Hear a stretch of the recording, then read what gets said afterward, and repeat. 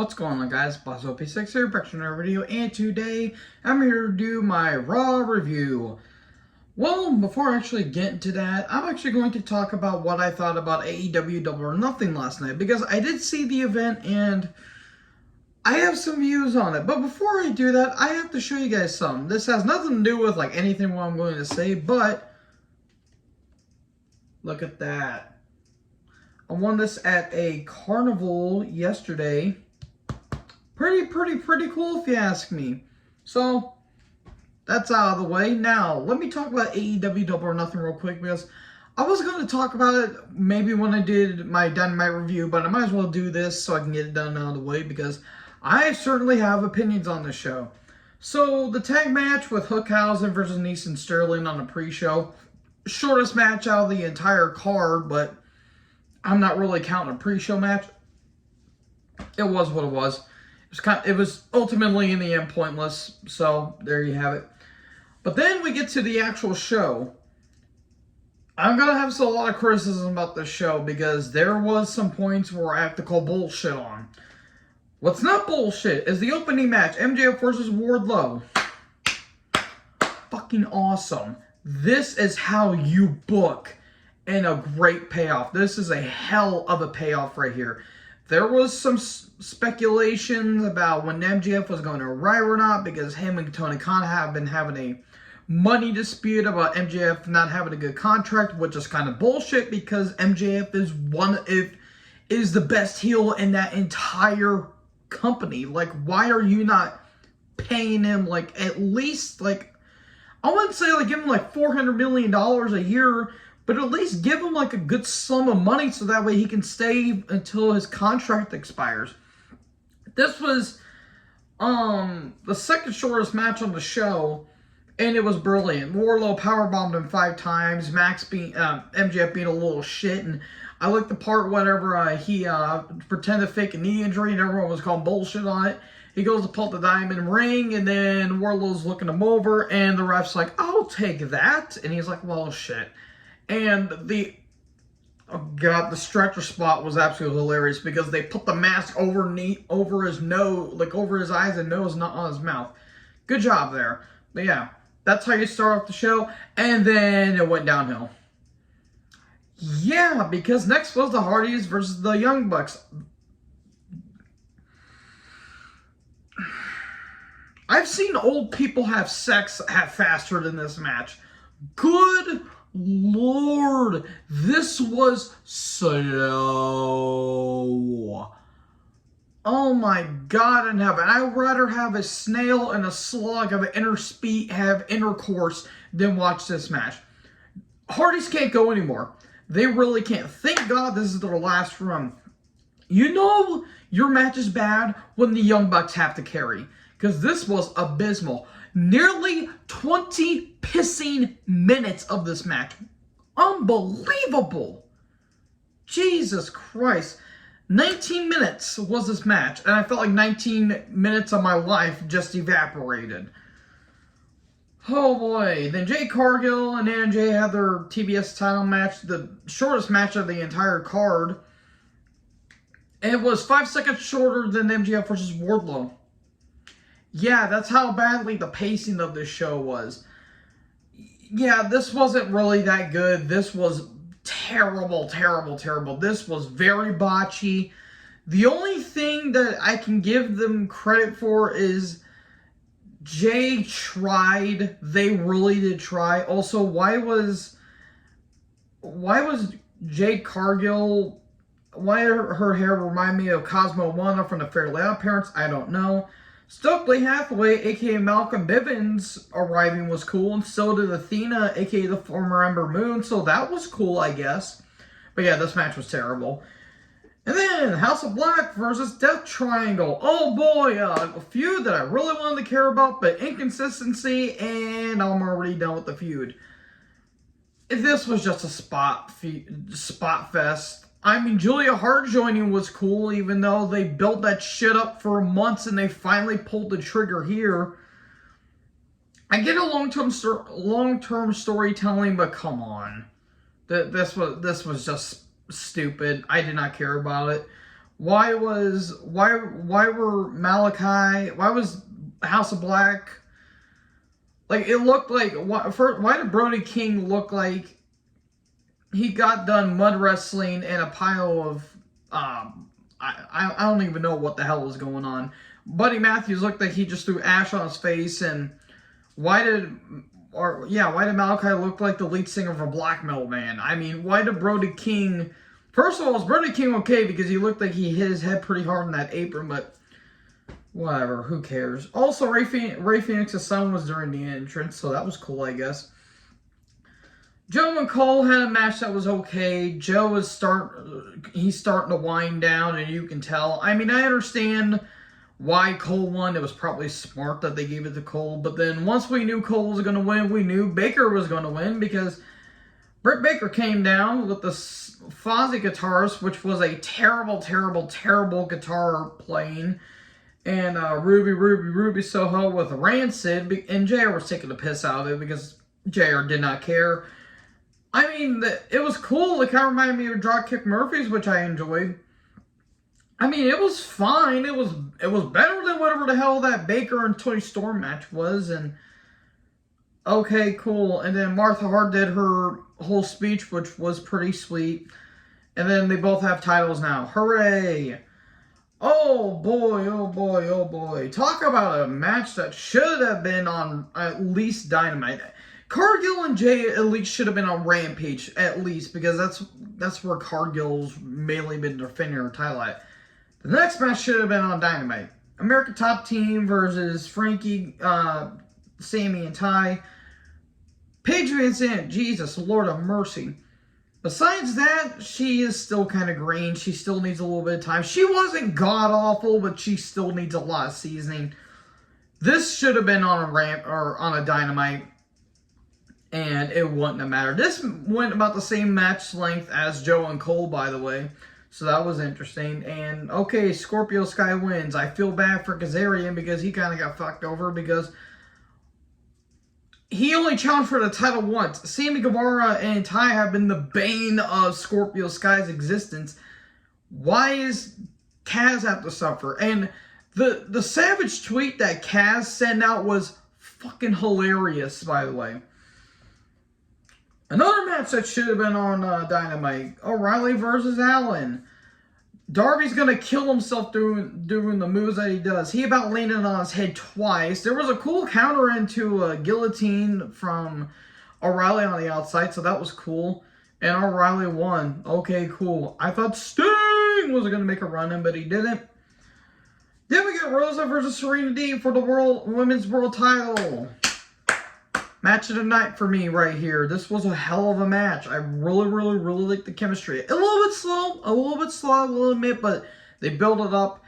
Deeb, as much shit as I like to give her outside the ring, she's a hell of a worker inside the ring. And Thunder Rosa is Thunder Goddamn Rosa.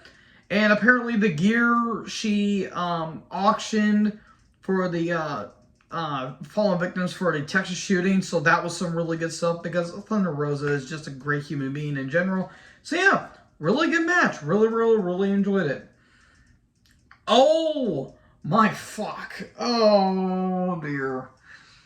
Then we get Anarchy in the Arena match. Now before I get to anything of what I'm about to say, I understand why people love this match. It's batshit insane from start to finish. At first, it wasn't bad. I actually enjoyed it because I was laughing my ass off. Like, what the fuck is going on? It was just way too much shit going on. This was WCW 2000, like 1999 to 2000, 2001 levels of insanity. You got fights, like Matt Menard was gushing. That was pretty brutal. It was just batshit insane and wild thing. You make Las Vegas sing was playing throughout the entire duration, and then Jericho cut the cord, and that kind of ruined it. If that was still playing, I think that match would have been maybe less shitty. But then it started to get a little too much. It started to get pretty redundant.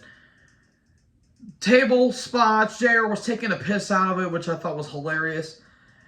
And then the barbed wire show up, and then that's when I checked out of the match.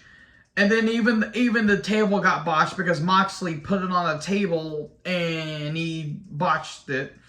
And then here comes Eddie Kingston. He looked like a more mental version of Trevor Phillips with a gas canister and pouring gasoline. I hope that wasn't gasoline. I thought, and hopefully it was just water on Danielson and Jericho. And then Danielson got pissed off. And the ending I thought was kind of cool with Danielson fighting against all odds, but the top rope being taken off, and fighting against Jericho and Hager, and then Jericho with the Boston Crab and Hager choking him out. I thought that was kind of cool, but what the fuck was this match? This was a terrible match. I still don't know what to think about it. This was terrible, but it was fine in the first half, but then once the barbed wire got brought up, I just checked out. And I'm like, okay, yeah, this match is not good. I'm sorry, hate me all you want, but that's my opinion. If you don't like it, the door is right there. Or there's a door right here. But that's the door to my closet. But yeah, this was the worst match of the night for me. I'm sorry. Jane and Cargill at least didn't go 20 fucking minutes. Anyways, another match that could have been at least on Dynamite or at least on Rampage, the three-way tag for the tag titles. Good match, though a bit messy, and it did go on for a little bit. If it went maybe 15 minutes, I would have been fine with it. The problem I had is that the champs retained. I felt like they could have dropped it to either Swerve and Lee or Hart or Hobbs and Starks. If you would have asked me, I would have said Swerve and Lee. Because at least it could still have a continuation with Lee, with Hobbs and Starks, and you could have said the same thing vice versa. And all that stuff. But yeah, champs retaining doesn't really fit well with me, and I thought Christian Cage was gonna screw them over. And then the main event, Punk versus Paige. Good match, though. It did get kind of botchy with Punk trying to hit the lariat, but he couldn't do it. And I liked the ending. It was kind of a callback from WrestleMania 8 with Bret Hart, Roddy Piper with the IC title, and Punk winning. We all knew Punk was going to win, but I mean, still a good match. Though it did go on a bit long, in my opinion. So then, that was my thoughts on it, folks. If you didn't like it, well then screw you. Then it's my opinion. Deal with it. Let's get into the proper Raw review now. If y'all are still here, we're at the Wells Fargo Center in Des Moines, Iowa. I'm just gonna go by this as quick as I can. Becky Lynch comes down. What 1986 Motley Crue stage gear was Becky wearing? Is what I said. And she's talking about, I handed the title because I needed to find myself, and you know, how dare Asuka betray me like this? And they show footage of Asuka winning the Money in the Bank 2 years ago. Asuka shows a big time baby. Did Asuka say something about a cobra is what I put down. This is not good because I love Asuka, but the way that they're making it for her makes her sound so immature. Bianca comes down and she says, I'll be damned if I lose my title. Then a fight breaks out. And then Belair versus Asuka. It was fine. It was a fine match. Did go on for a little bit. There was some good strikes, some good near falls, and in the end, Belair wins. And then after that, Becky attacks to set up the triple threat at Hell in a Cell. That's happening this Sunday, by the way. I'm going to be having my predictions on Saturday, or probably after SmackDown. Mysterios and Ezekiel took on Owens, Gable, and Otis. Okay, yay. 4 sharpshooters in a span of 24 hours. Is that a new record is what I put down. Yeah, by the way, the sharpshooters on last night were terrible. They were god-awful. And in the end, Ezekiel and the Mysterios won. Remember when Gable could have been something? Now he's just resorted to a shady tag team with Otis. Perfect for our members. And Owens is pissed. He's outraged. We get a recap of Cody and Miz versus last week. Cody comes down and he's talking about how this Sunday Rollins won't survive. And then Rollins is in the crowd. What Elvis Presley was Seth Rollins wearing? He looked like the Silver Power Ranger from In Space. Seriously, what the hell was what the dress is tonight? Seriously. And Rollins says, you don't get to take a sledgehammer to the throne and then try to take that throne from me. It's a reference to when Cody left AEW. That was some good stuff. That's going to hit all the smart marks about AEW. That's going to hit him for about 3 weeks. And then there's a brawl in the crowd. There's a bump through the barricade, the gimmick barricade. And okay, they keep fighting. We'll see you in hell, pal. Bliss comes down. We're going to recap of Money in the Bank 2018 in the cash-in. Cool, we need to see this again. Bliss took on Piper Niven. Jesus Christ. Whew, she looked great tonight. I didn't care. Why should anybody? Nikki tried to intervene, but in the end, Twisted Bliss 1, 2, 3. Remember when Piper was relevant, and so is Nikki. Pepperidge Farm remembers. Recap of Lashley MVP and Almost. It's going to be a handicap match at Hell in a Cell. They did it on Raw Talk. Not on the Raw that was being taped or live. Let's do it after the show. Okay. Hey, at least it wasn't a Hell in a Cell match. Thank Christ. Miz comes down. Miz TV with the Street... Oh, crap. Street Profits come down. This is one of the worst segments in Raw history, and that is saying something. What the fuck was this is what I put down. So, Street Profits are being... I love the Street Profits. I really do. They're a good team. They are just annoying characters. And all this stuff. And they're talking about what's going on in the Hell in a Cell. And Miz, or what are your thoughts? And he tries to say, and they say, it doesn't matter what you think and all that stuff. And here comes Dana Brooke. Dana Brooke shows up. Tozawa is there. He steals the belt from her, even though he didn't pin her. And then Dijak just shows up. Okay. Hello, Dijakovic. It's been about, what, 3 months since you've been on Raw? And it's been about, what, 2 years since you were relevant? I hate saying that, but come on, ever since the group that calls themselves Retribution, Dijakovic's been amounted to nothing. Anyways, a super kick to Dijakovic, then Truth and Cruz show up, and then a pounce to Cruz. Tamina wins the title, and then she kisses Tozawa, and then Tozawa does a backslide, and he wins the 24/7 title. What the fuck was this? Who thought this was a good idea? Good God, I almost stopped watching the show after this. One of the worst segments in the company at this point. We're going to recap of Veer and Ali last week, and Theory comes down. Ciampa versus Ali. There was no TV interest for Ciampa, which indicated what was going to happen. Goes on for a little bit. Ciampa's already been underutilized on the main roster. We kind of feel like theorized that was going to happen.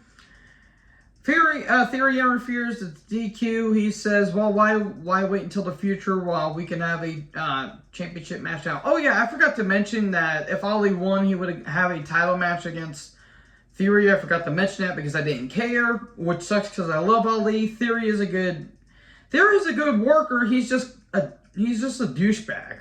Not even a good kind of douchebag like MJF, where MJF, he's a little shit that you want him to get his comeuppance. With Theory, it's just like, okay, you're just here. Okay, shoo, go away. I don't care. Theory versus Ali for the U.S. title. Ali tries to fight back, but in the end, Theory wins. Pierce comes down, and we're having a rematch at Hell in a Cell because we need to fill up the card because we had no time for it. Riddle's backstage somewhere, looked like a boiler, near a boiler room, and Nakamura is there. They're having a championship contenders match. Say that about 5 times fast. We need to plaster that shit all over our programming. They took on the Usos. It ended in DQ. Cool. 2 DQs in a span of 20 minutes, I think. Good job there. Yeah. In the end, RKO at the top. Okay, they're probably going to have the match at maybe Hell in a Cell. Don't know, don't care. We get a recap of Rhea eradicating everyone. I concur that. I would not be disappointed or be sad if I did get eradicated by Rhea, and neither would you. Liv comes out. Good God, Liv. Woo. We get a recap of Theory and Ali is backstage. And he says, I'm going to win this Sunday in my hometown. Oh, face winning in their hometown? Oh, that always happens. Moving on. And then Theory attacks. He's like, yeah, you're going to win my ass. Okay, don't care. Rhea comes out. Rhea, good Christ almighty. Then we get a Memorial Day video package. Keep in mind, the women are both in the ring at the same time. It took them 20 minutes. Or took them about 10 minutes to do all that shit, and then they finally get to the match. The Memorial Day video package. Look, it was great when they first did it. If they did it after the match, then I would have been fine with that. Also, what the hell is Corey Graves wearing is what I'm asking. But let's be fair, we've been saying that for the past, 3 years now? By the way, Graves was abysmal on commentary, but I don't need to say that because we all know that. Rhea versus Liv. Again, it's set up the 6-person mixed tag at Hell in a Cell. Priest and Styles are at ringside. They did during the break. Styles attacks Priest. At one point, Rhea was scissoring Liv from behind. I am not mad that I saw that on television live. And then in the end, Liv gets a victory. Holy shit, pigs are flying from the sky and hell is freezing over. The Priest attacks Styles, and then he's starting to get into the ring because Liv told him to stop. And then here comes Balor's big package to save the day. A drop kick to Rhea for phenomenal forearm and the coup de grace to Priest. Okay, cool. Recap of the Seth and Cody Brawl. They show video packages and all that shit. Lashley comes down. Almost an MVP come down. That's a contract signing. These never go badly. They talk for a little bit, and then security gets involved. Alexander gets injected. Almost gets a table and a spear through the table. And we'll see you this Sunday at the Royal Rumble, pal. Yeah, the show literally meant nothing, but that's Raw for you. So anyways, let me know in the comment section below what you guys thought about this show. Make sure to like, comment, subscribe. Join the herd. I'll talk to you guys next video. Peace out.